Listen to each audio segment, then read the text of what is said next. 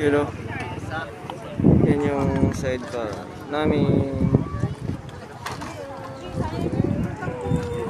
Ito ang mga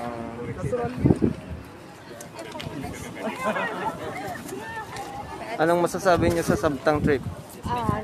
Napaka ano po, saya po, tapos tsaka syempre memorable. Ang daming memories po namin. Okay. Ikaw, anong Sabtang story? Yung wala pong sawang kainan, yung walang sawang tawanan, ganun po, yung mga happy memories po.